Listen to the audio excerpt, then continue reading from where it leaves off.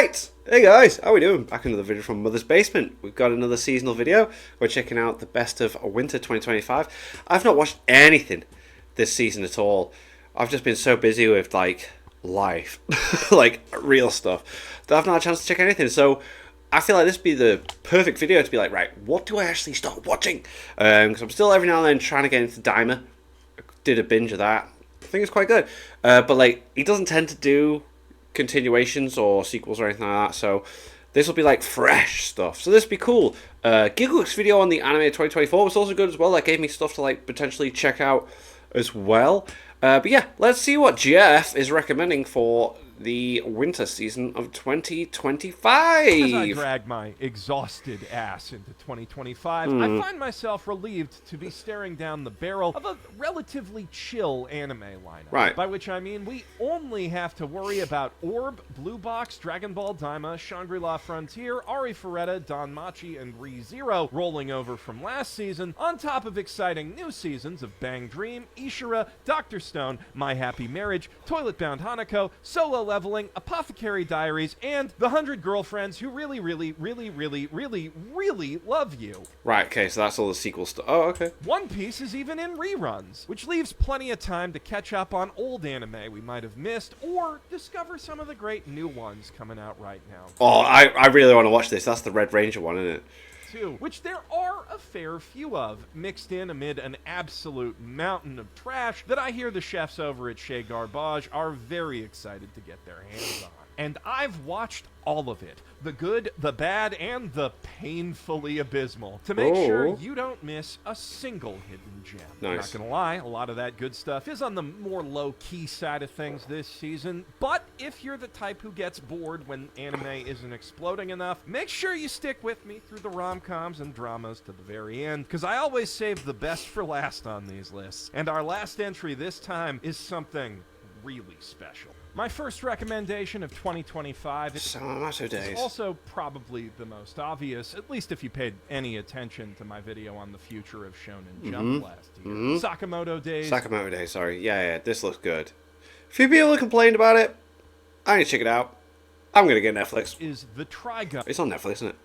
Of John Wick likes. A story where the wonderful woman that the world's greatest assassin left that life for is still around, raising their adorable daughter and running a cute little convenience store alongside her increasingly chubby mans. Aww. And she has a very strict no murders or I divorce you policy, so when he thought he was out, they pull him back in, Taro Sakamoto has to get very creative with his insanely deadly skill set to ensure that none of the gunmen gunning for the bounty that's been mysteriously placed on his head end up insanely dead. He's aided in this endeavor by the store's two part-time clerks, Shin Asakura, another ex-assassin, and Lu Zhaotang, the daughter of a now-dead triad boss. This does sound awesome.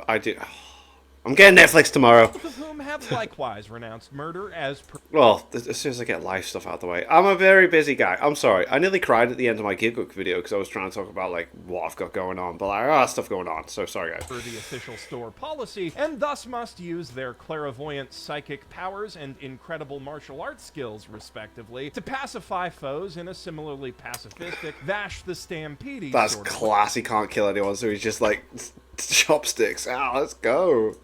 Which serves as the foundation of some absolute whoa, he caught the bullets! Bonkers action scenes, bookended by cute little comedy bits about a chubby OG-san fantasizing about brutally murdering everyone who annoys him. Why are you always daydreaming about ways to take me out? You talk too much. That action does lean quite a bit harder toward the superhuman shonen battle side of the spectrum than the elegant ballets of bullets that John Wick is known for. But if you want to see an anime where the hero uses those kind of skills to very artfully not kill people, you could always watch Lycoris Recoil instead. I need to check that out, though. I know, I'd love it. The K-On! Of Triguns of John Wick likes, which is also, if I'm being honest, just a considerably more impressive anime all around. It just looks so freaking cool. That's kind of the one big letdown with this adaptation. It's just not that well animated. It's not bad by any stretch of the imagination, but the storyboarding and sound design do Could've most been of the better. heavy lifting, and when the manga has some of the coolest, best executed fights currently being printed Oh, in damn. Jump, it's hard not You to wanna feel see a it. little let down that the anime can't hit a similar level with its It's a Sakuga. shame. I imagine if you're a fan of that, then Also, on a personal level, I'm a little bit upset that they jumped from Chapter 1 to Chapter 4 with this adaptation, meaning I'll never get an animated clip of the terrorists trying to drive a bus into the Shueisha building because their favorite Shonen Jump manga got canceled, to use as a meme whenever my favorite Jump manga gets canceled every 3 months. But, damn, that would have been funny. like, objectively speaking, it is probably the right call to skip those early gag manga, but it's absurdly violent bits and dive right into developing the plot and ensemble cast, which have always been the manga's strongest features. And that's what this rec really comes down to. At the end of the day, this is still Sakamoto days, one of the frontrunners to be Jump's new flagship series. And even if the quality of this adaptation basically guarantees it's going to fall behind Dandadan, Chainsaw Man, and Kagurabachi in that race, it is still the same phenomenal story with a great sense of humor and rock-solid emotional core that managed to climb to the very top of the most competitive comic anthology in the world. I'm definitely disappointed it's not living up to its potential to be one of the... because I was, as soon as I seen Sakamoto Days was coming out, I was like, wow, everyone's gonna be talking about this. But then it was just a lot of complaints. And I think, again, when people have something in such high regard, as soon as it's not to the level they like, it's just like they can't accept it, and it's like, so yeah, I don't know. Like you're saying, seems like worth a watch. greatest anime of all time, like Dandadan just was. But Whoa, even yeah, in Dandadan was something else though. Oh my god. falling short of that, it ended up being pretty fucking good. Still, few things in this world are as frustrating to see as unrealized potential, and few know that pain worse than the deuteragonist of Medalist, Tsukasa Akeyuraji. So we got another ice skating A late anime. blooming Okay. figure skater whose teen dreams were dashed against the rigid and frigid reality of the rink, an ultra-competitive world where most start training at 6, and if you haven't gotten anywhere by 10, you are officially over the hill.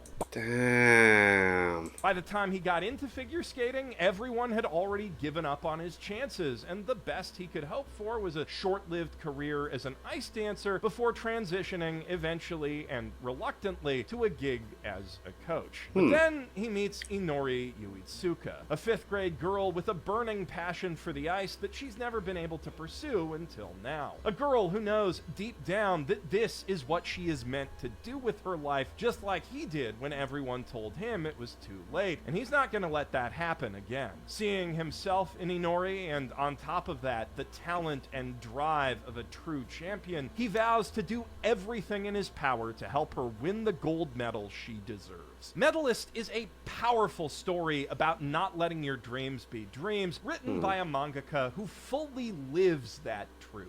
Many years ago, its creator, Tsurumai Kata, wrote a doujinshi titled Natsumi Harusei is a very cute voice actress chronicling the legendary Seiyu's career over 100 pages, which she gave away for free What? like a fucking gospel tract just to spread the good word about her fave. Then, in Wow. 2018, after learning that Harusei skates as a hobby, she tweeted, "I want to make a manga about figure skating that gets turned into an anime starring Natsume Harusei. Now it's 2024, and I'll give you one guess who's playing Inori." And Wow, that is so cool. Oh, if you've got a dream, go for it. she's joined by a very And don't let people tell you can't do it. impressive cast And don't let people like, across the board, Sorry. including Jinshi himself as Tsukasa, all of whose lines have been adapted for the screen by the absolute GOAT, Juki Hanada. I honestly do not think you could put an emotionally intense, character-focused sports drama about young women like this in better hands. And since we're almost definitely never getting any more Yuri on Ice, I don't think you could find a better anime to fill that particular void in your Right. heart either. Though it is a shame that you will have to go to Disney Plus to watch it. Oh, Speaking okay, of that's good fine. and long gone TV, with that's okay. Because like I said, it's like in the gig video, I was like, so I've got my Crunchyroll. Funimation's not a thing anymore, so we've got my Crunchyroll, I've got my Disney Plus, I've got my Amazon Prime. Friggin' Netflix is the only thing, which I used to have. But then when me and my ex moved here, we split everything, and she had the Netflix we shared. She moved out. So Netflix, good. Always crave more of, though. Ameku MD, Dr. Detective, is House MD, if House were a tsundere waifu. So, Okay. just House MD then. Minus the Vicodin addiction, of course. You're never going to see that level of biblically accurate Sherlock-like on Japanese TV. But you still get the smug attitude, the obsession with weird medical problems, the Wilson bullying, the administration antagonizing, and all the snarkily delivered deductions that make non-anime but still a waifu house so fun. This anime ticks a lot of the boxes I look for in a great mystery, but not quite all of them. It's well directed, with a palpable atmosphere of intrigue, strong, fun characters inhabiting environments that feel properly lived in, like they exist as more than just backdrops to hide obvious clues in. And the mysteries themselves are pretty damn creative, leaning on esoteric medical facts to craft crime scenes that fans of the genre won't feel like they've seen a million times before. But at the same time, those facts might be a little too esoteric for the show's own good, making it all but impossible to piece together the hows and whys of each case before the Dr. Detective steps forward to point her finger at the culprit and reveal her brilliant reasoning. At least, if you don't have an MD yourself.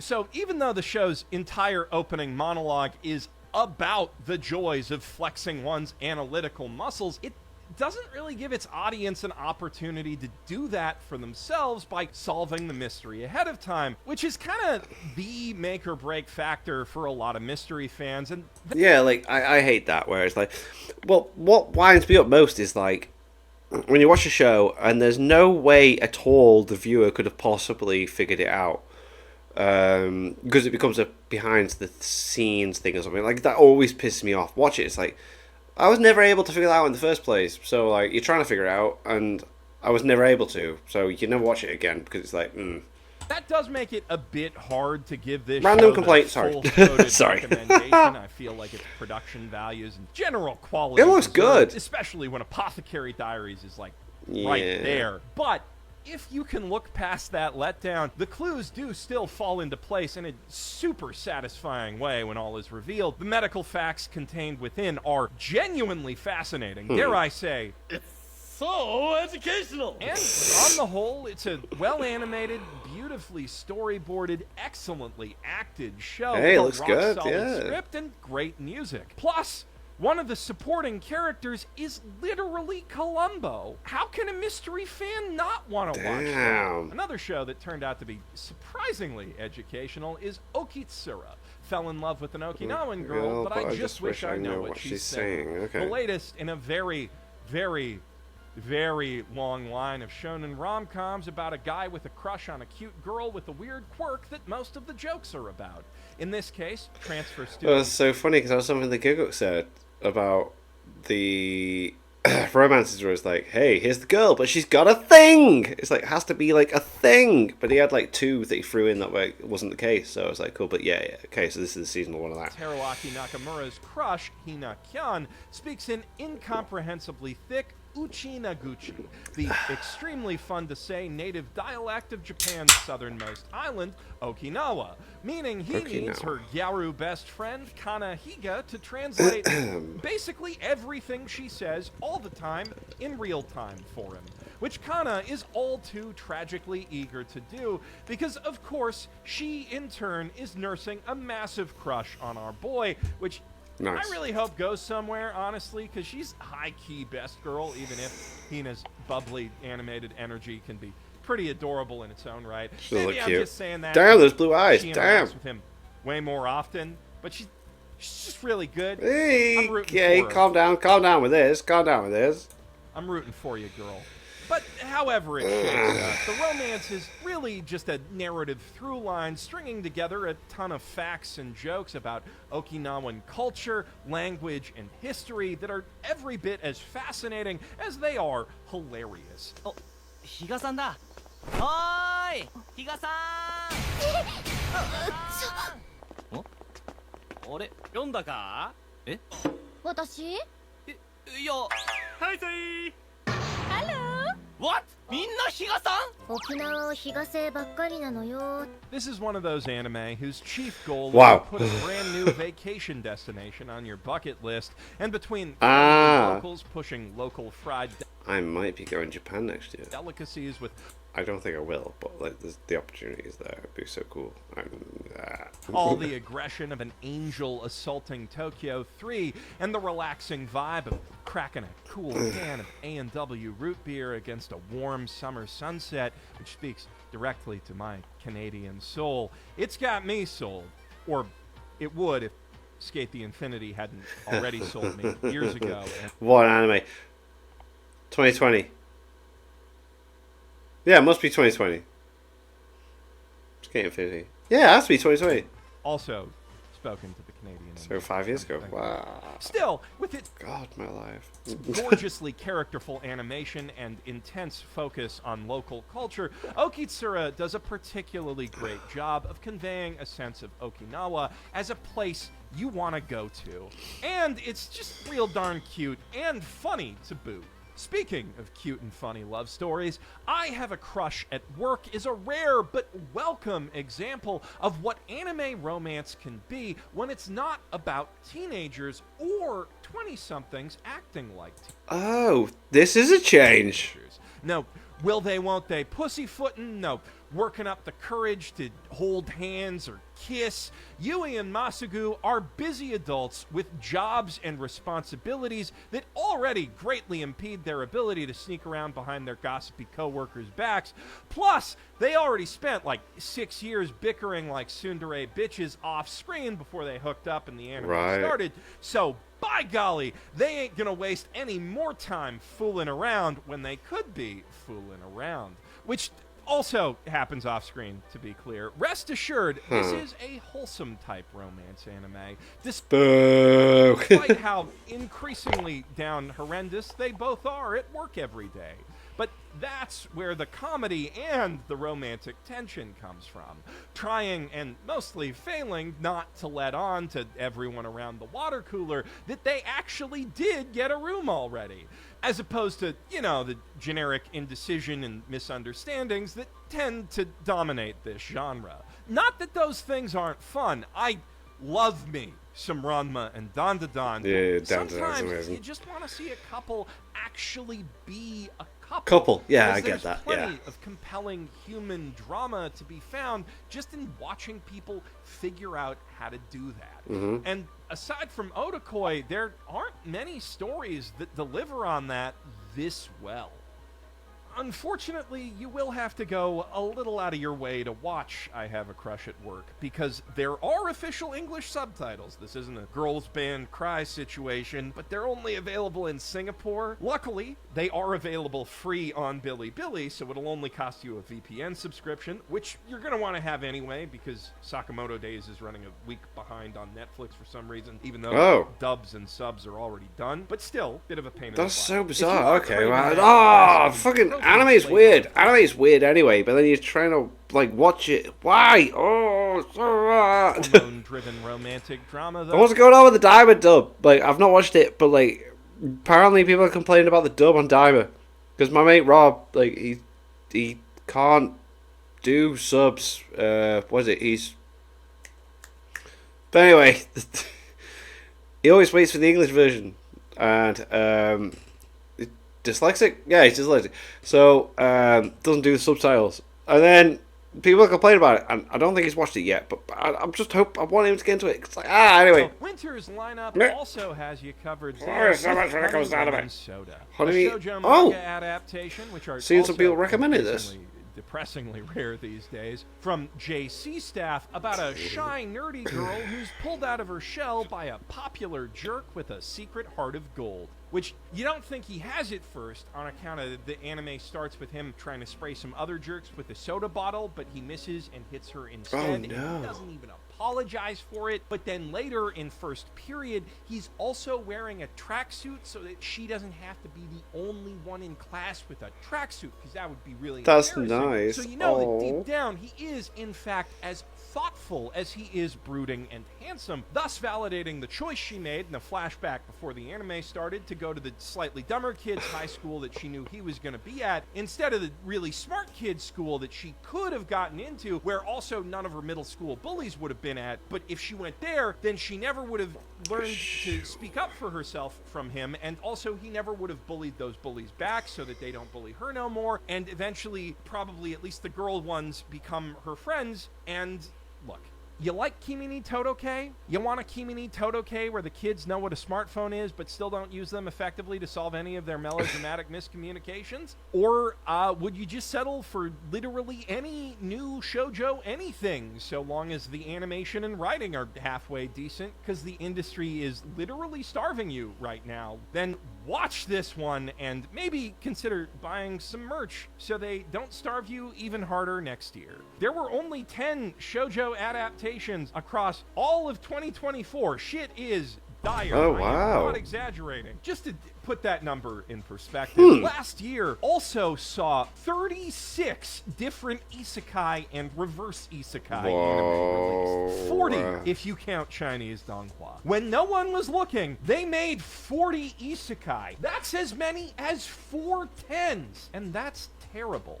Well, most of them were, but even at that level... I mean, it's popular. They know where the money's at. You know? So, but I do see what you're saying. Insane oversaturation. A few still managed to do something genuinely creative with there was. Oh, I mean, it's a shout out. Let's there go! must be something in the Tokyo tap water, because this season's lineup has no less than 3 legitimately compelling isekai, plus one more pretty... Please talk about the Power Ranger one, because I think that sounds great. I need more in depth into that one. Decent bargain bin option, and a couple more kind of interesting pieces of trash that we'll talk about next month. The Red Ranger. There we go. Yes. Oh, this looks brilliant. A concept so fun. I'm genuinely shocked I've never seen it done before. Yeah. After sacrificing himself in the climactic final battle to Cool. stop the villainous breakup So that's how he... from destroying all of humanity's friendships, Toka Asagaki, aka Kizuna Sentai Red, finds himself isekai'd away to your typical swords and sorcery. That's so cool. I love that. So, like, the Red Ranger,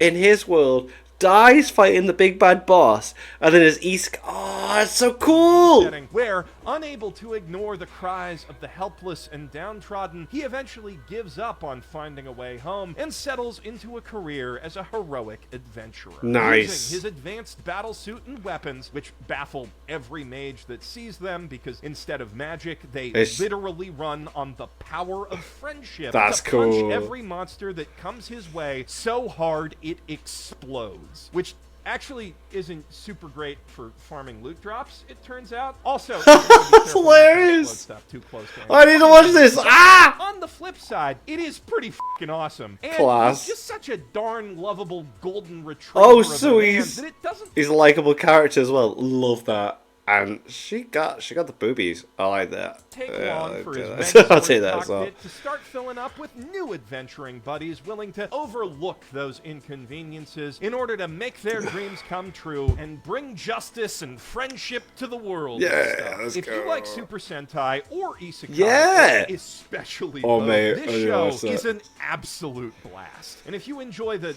general dynamic of a based in friendship-pilled Red Ranger confusing a bunch of wizards and stuff, I also highly recommend checking out the Last Horizon book series by Will White, which has that plus space wizards, superheroes, space zombies, giant eldritch insects, tons of fun stuff. But now I'm really getting sidetracked, so let's bring this back to anime and roll it back to the dire state of modern shoujo. What we got? It's so bad that nowadays you're more likely to find an inspiring girls coming of age story in a seinen manga adaptation. And on that note, my next recommendation is Flower and Ocera, an inspiring coming of age story about a girl from a very small island town with medium-sized dreams of reciting poetry on national TV, and the broadcast club senpai who will help her make those dreams come true. And also... Sure, right, random thought. Sorry to put this out there, but, like, I'm reacting.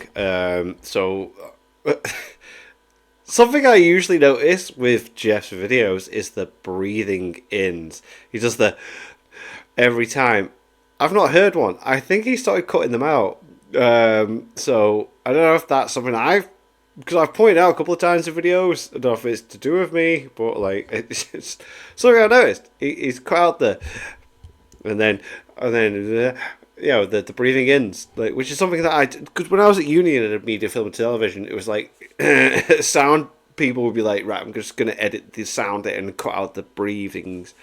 And it would be like, oh, so anyway, it's the only reason I noticed it. So sorry. Anyway, oh god, I'm so random. Oh, I'm so sorry. Teacher, what it feels like to kiss another girl, apparently, even though the whole show really feels like it's going in that direction. Though the original manga was written by Hibike Euphonium creator Yume no Takeda, so that actually makes perfect sense. And Yuri enjoyers should take that as their warning not to get their hopes too high. But poetry enjoyers, spoken word performance enthusiasts, and people who generally just appreciate it when the anime artisans at Studio Bind splooge sakuga all over their eye holes are in for an absolute treat. Because this show is breathtakingly beautiful on every level, from the writing to the acting, to the music, to the holy shit, just look at it. The way it conveys the feeling of being swept up in the imagery Animation's and fantastic, it's atmosphere of great. a great orator's words is nothing short of spellbinding, and even in its less bombastic moments, the characters and environments are consistently lively, with evocative direction making the relatively small and quiet emotions at play feel big and loud. Several moments straight up gave me chills. As you'd expect from this author, Flower and Ocera is a poignant tale full of eccentric but believable characters where you're sure to learn quite a bit about the world of a very specific performance art and find plenty of heartwarming girlfriend supporting girlfriend type content along the way. Nice. Which should hopefully satiate that starving shoujosei audience just as much as the adult men it's ostensibly aimed at. If stories about supportive female friendship are destined to become the primary domain of anime for grown-ass men, though, none embody that shift more exuberantly than From Bureaucrat to Villainess. Dad's been reincarnated. Oh, The okay, what's story this? of Kenzaburo Tondabayashi, a Showa-era otaku turned doting dad and government pencil pusher who pulls a Yusuke Urameshi one day to save some Oh. with Truck-kun, only to find himself trapped in the favorite otome game of his daughter who's too young to get that Yu Yu Hakusho reference. Nerdy enough to grasp the general concern. Yeah, like Annie News recommended this. Like, yeah, I was seeing this. Okay, Isekai cool. things that are all the rage these days, but not nearly enough to know any specific villainess tropes. Kenzaburo can't rely on genre savviness to save him from the presumably dire root endings facing fancy drill-haired bully Lady Grace Auvergne. But what he does have is decades of practice bowing and scraping his way to the middle of Japan's labyrinthine government apparatus, and with his insanely OP cheat skill, Cool. elegant conversion, translating his unrivaled salaryman manners into the refined etiquette and mannerisms of a sort of English but with a lot of Japanese flourishes and the fine world-building details aristocrat, he is poised to win the hearts of the heroine and every sexy bishi boy at Royal Magic Academy, whether he wants to or not. And hey, even if that particular part of the fantasy doesn't particularly appeal to him, he still gets to appreciate the real wish fulfillment isekai shit, like having a full head of hair again, plus eyes that can read small text and rapidly shift focus between near and distant objects. My now, God. that's the life. Whoa. Bureaucrat to Villainess is easily the funniest new anime of the winter season and one of the freshest takes on the isekai formula I have seen in ages. Right. Though not quite the freshest, because my current favorite anime of 2025, not just out of the new stuff, but ahead of even Apothecary Diaries and the 100 Girlfriends Who Really, Really, Really, Really, Really Love You, is Zenshu. Zenshu. Once upon a The time, animation looks Tale of fantastic. Flourishing was a confusing, depressing flop of a fantasy anime written off as weirdo trash by most of the world, except for one young girl, Natsuko Hirose, whose obsession with the film would one day blossom into a thriving career as an acclaimed genius animator. She rose up to direct a wildly popular magical girl series at an astoundingly young age, and now she's poised to make her second bazillion-dollar hit in the form of her own original anime movie, First Love Story.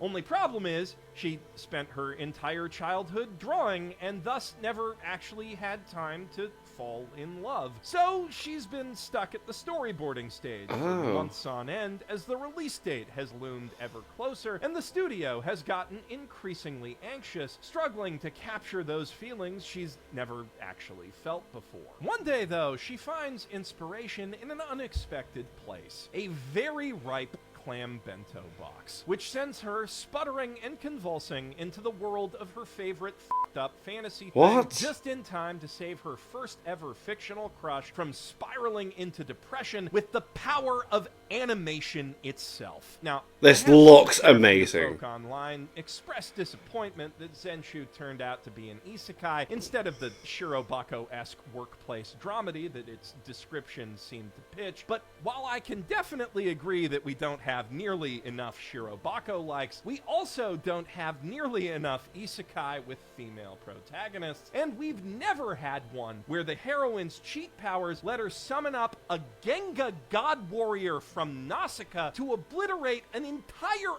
army of monsters with a huge off laser beam. Look, if you that think looks that's incredible. awesome, sorry, we can't be friends. The problem with all the bad isekai isn't that they are isekai, it's that they don't do anything new or different, interesting with the isekai concept, or say anything meaningful about the intersection between fiction and reality that concept creates. But Zenshu is clearly I want to doing watch both, this. and doing both stunningly. The only thing about Zenshu's premise I'm not fully on board for is the idea that A Tale of Perishing was ever a flop overseas. A dark fantasy inversion of your standard so is it real? Save the world plot where the cute annoying mascot guy dies, and that absolutely breaks the happy-go-lucky hero. Sounds like exactly the sort of movie that mid-2000s weebs would have gobbled right up. Hell yeah, I'd take that. Let's go. Yes, at the very least, I know my radiant Historia-loving ass would have absolutely adored its eclectic range of fantasy critters and races, coupled with its concept of a desertified world on the brink of absolute destruction. But even if I weren't so specifically keen to pick up what this made-up anime is putting down, I would absolutely get where Natsuko's coming from, because anyone who really loves art has that one thing that really spoke to us when we were young, even if nobody else got what it was saying, and even if we didn't fully understand it ourselves. That thing we keep coming back to over and over in an effort to unpack some of our own baggage, getting it a little more each time, that keeps inspiring us throughout our lives. And if that thing just happens to be profoundly f***ed up and depressing, I mean, a lot of people's first fanfic or fan art is just the happy ending that their faves never got. So Zenshu is certainly selling a potent wish fulfillment fantasy that you can't really find anywhere else. Not to It used to wind me up at uni. Like, I would use LimeWire to download episodes of Escaflowne, and that would be my thing. And people were like, what the fuck? And I was like, no, it's really good, because not many people were like into anime, and I was just like, this is really cool. Escaflowne is really fucking good, and no one really got into it. But now, apparently, people talk about it more. You can't get it on DVD very easily. The fantasy of getting to eat made-up anime food, which I personally would not hesitate to jump in front of Truck-kun for, on top of whatever it has to say about perfectionism. I love the whole, like, process, hair in the art, face. Love, the human condition, all that stuff, all wrapped up in one of the most vibrantly passionate love letters to this art form that I have ever laid eyes on, from the same incredible writer-director duo that gave us monthly Girls No Zaki-kun.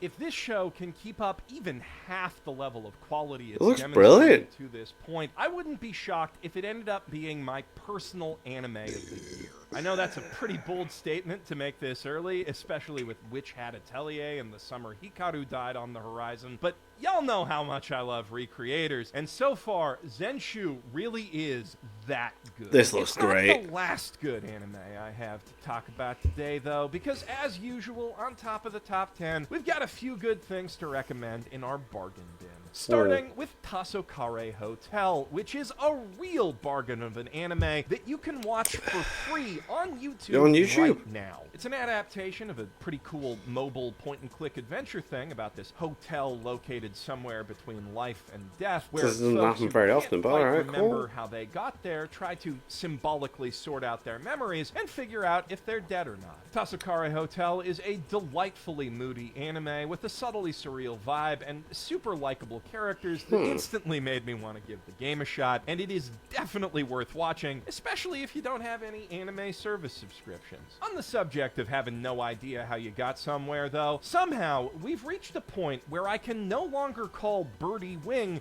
the lesbian golf anime. No! It's happened again! Series, Sora Utility, also appears to be aiming for that Let's go! Alright. Very different angle of cute girls doing golf things, in contrast to Birdie Wing's decidedly more insane cute girls doing Beyblade with golf balls, which is a pretty good fit for the sport, honestly. Waifus chillin' under calm blue skies and over a smooth jazz soundtrack is certainly a fine recipe for relaxing vibes, but given the option, I would still watch Birdie Wing every time. Luckily, though, I'm gonna skip back. No. So I know I might do this because I want to do this year, like, not just reaction videos, but other stuff. I might invite my friends Dan and Steve over to watch Birdie Wing. Well, just like, as a collective thing. Like Team 4-Star do the commentary thing, like, do that. Where we sit down and react to it and then sit down afterwards and talk about it. I think that'll be quite fun. Birdie could be one to do, but I don't think my channel's popular enough to do that. I don't know. I just want to do more stuff. I bought a whole new camera and a fucking keyboard and all this other stuff, and I've got like piano downstairs. I want to do more stuff, but anyway. The story of self-improvement and it would be quite funny, Sora Utility is doing a pretty okay job of filling the void left by the recently canceled Shonen Jump coming-of-age golf-em-up Green Greens. The protagonist's stated motivation of wanting to find something she can be the protagonist at is a little insufferable, not gonna lie, but when she shuts up about that, which is most of the time, it's a pretty good time. Next up, I may be a guild receptionist, but I'll solo any boss to clock out. Mate, this is one I want to watch. This sounds hilarious. Like, so she can't quit. So before he gets into it, I'm going to remember this because Annie news recommended this. So this is the guild woman that works for the guild, like, thing where you clock in, you give her stuff, and then what happens is she can't clock out until everyone that's running the things to do when they're running the dungeons or anything like that. She can't clock out until they're finished.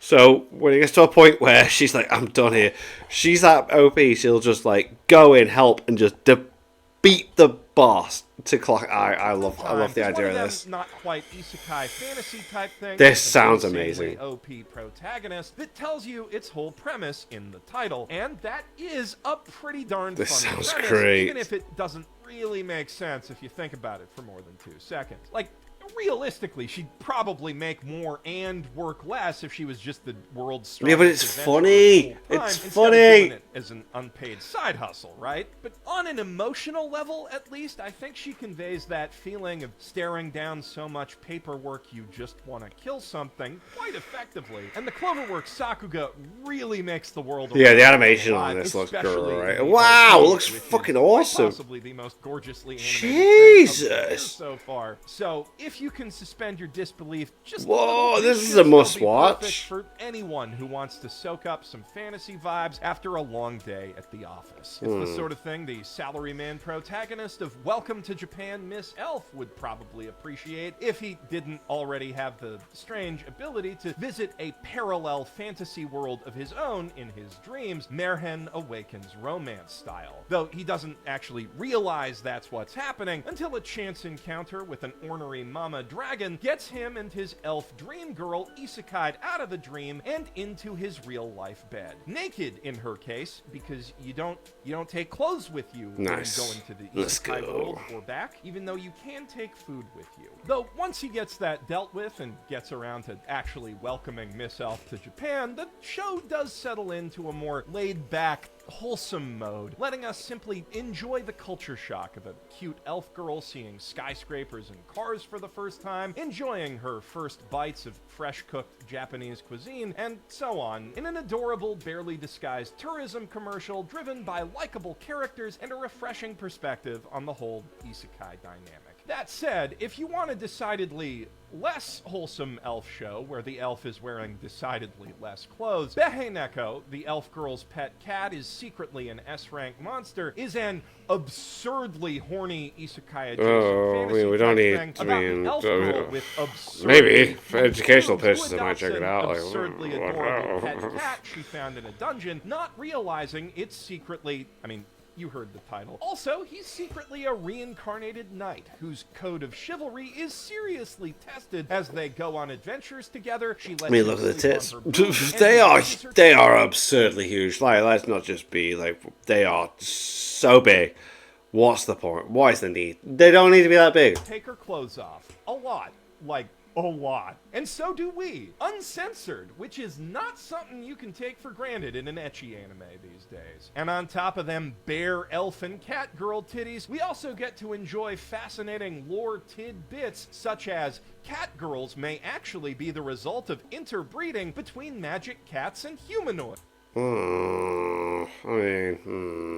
So, yeah, this is definitely some weird f***ing anime smut, but strange. surprisingly fun and aesthetically appealing. I mean, a smut. cute This little is cat, but then everything definitely else gonna seems be like, the crown ah. jewel of winter's hottest trash menu. Don't worry though, ladies. You'll be eaten well come trash time too, because despite the dire state of the demographic, there is one more shoujo thing this season. Oh my anyway, goodness. I'm falling in love with you. A rare reverse What harem a story title. set in 2020 about a teen girl whose sexy senpai smoochin' plans for sophomore year end up being waylaid by that one infectious disease from 2020. You know the one, which the show won't actually say the name of. It just calls it the infectious disease, like some kind of YouTuber trying to avoid getting demonetized in 2020. So But weird. it turns out that's not the end of the world. The lack of senpai smooching, not the self-censorship or the disease. There's 4 guys in her. Censoring, This because seems all weird. 4 of her childhood friends just happen to be insanely hot guys with fangirls at school and stuff who all want to smooch her instead. This show is already getting all the fun kinds of messy, like Kabedan in the school pool shower messy, and I am